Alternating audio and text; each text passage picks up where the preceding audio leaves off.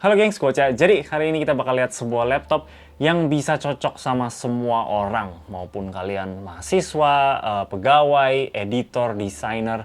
Gua rasa ini laptopnya bakal pas banget. Dan juga kalau misalkan kalian main game, ya main game sedikit-sedikit lah, ini juga mampu kok. Coba kita cek. Jadi ini tuh namanya Asus VivoBook Pro 14 OLED. Ini yang 14 inch, mereka ada lagi yang 15 inch, dan juga mereka ada yang 14X, dimana itu lebih mantep lagi lah, tapi ya lebih mahal jadinya.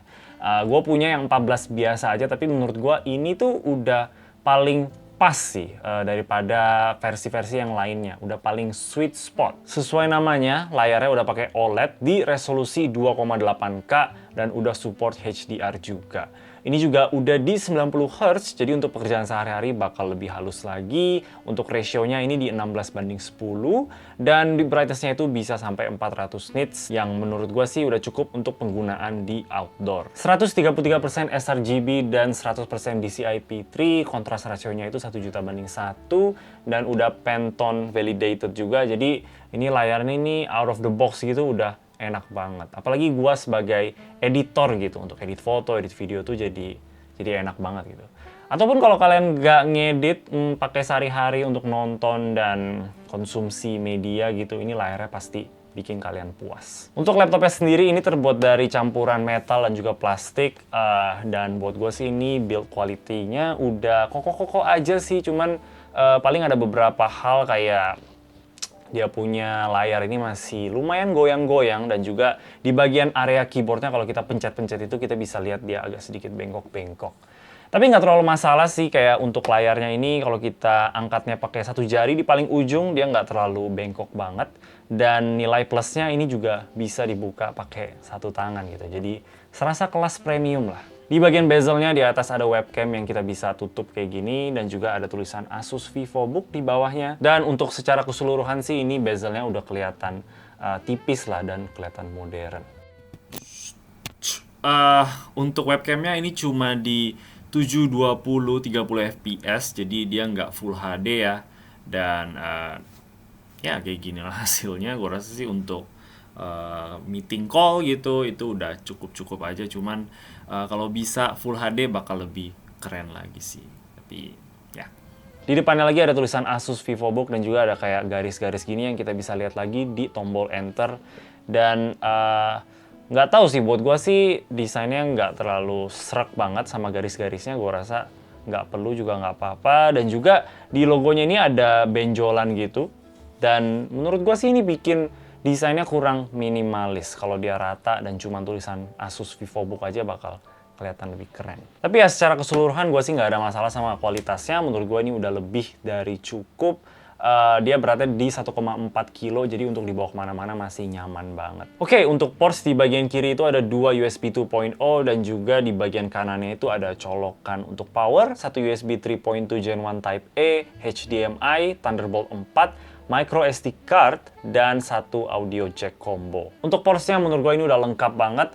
Tapi sayang aja mereka pakai micro SD card reader. Mestinya kalau pakai full SD card reader gitu bakal lebih enak untuk orang-orang kreator gitu. Untuk colokan Thunderbolt-nya kita bisa pakai ini untuk cas laptopnya, tapi dia maksimum cuma sampai 100 watt. Yang sebenarnya sih udah cukup untuk penggunaan sehari-hari kalau nggak terlalu berat. Tapi kalau kalian pengen melakukan kayak rendering atau apa gitu, lebih baik colok pakai yang power adapternya aja, karena itu di 120 watt. Untuk speknya, konfigurasi unit review yang gue dapat itu di Intel Core i7 11370H, 4 core 8 thread, yang kalau kita lihat di Geekbench 5 itu skornya di 1589 single core dan 5262 multi core. Gue juga udah coba untuk edit foto dan video, dan ini chipnya udah cukup banget untuk kerjain hal-hal kayak gitu. Ekspor 30 foto RAW dari Lightroom itu memakan waktu sekitar 1 menit 45 detik, dan kalau ekspor video 4K yang waktu itu gue kebetulan edit untuk videonya Best Indotech Gadget of the Year, yang mestinya sih udah tayang ya, sampai sekarang juga belum. Yang panjangnya sih cuman 1 menit 49 detik gitu, dan waktu ekspornya itu sekitar 2 menit dan 50 detik. Pas ngedit juga serasa halus-halus aja di timelinenya, kadang tersendat-sendat sedikit, tapi ya balik lagi karena videonya 4K. Gue yakin kalau kita cuman edit full HD aja pasti ini bisa bisa edit tanpa ada masalah. Kebantu juga karena dia udah punya VGA yang proper di dalam sini. Untuk yang 14 inch ini tuh dia pakai GTX 1650.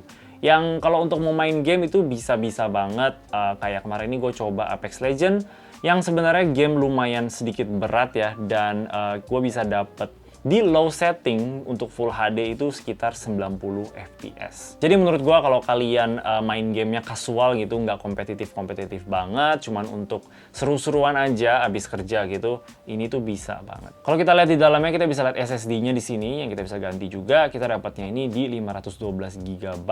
Kecepatannya juga udah bagus banget. Ada Wi-Fi 6 dan 2 fan untuk VGA dan chipnya. Dan juga ada baterai 63 Wh yang kira-kira bisa tahan sekitar 5,5 jam gitu. Sayangnya RAM-nya itu udah ke solder di dalam, jadi kita nggak bisa ganti-ganti lagi. Jadi itu mesti kita pikirin sebelum kita beli komputer ini, laptop ini, mau 8 GB atau 16 GB. Untuk speakernya mereka pakai Harman Kardon yang lokasinya di bawah sini, dan jujur aja itu lumayan oke sih, lumayan keras dan juga lumayan nendang juga kalau udah di volume 100% ya.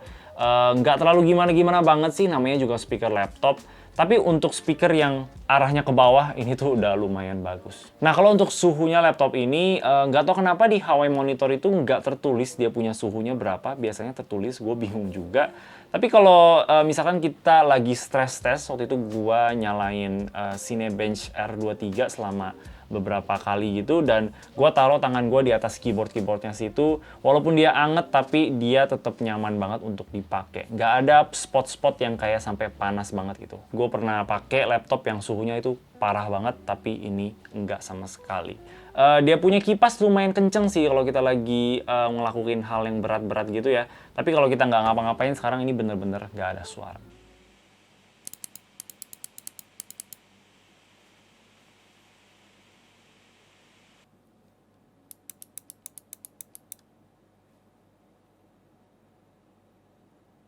Untuk keyboardnya, ini punya layout yang gue suka banget dengan arrow key yang kecil gitu.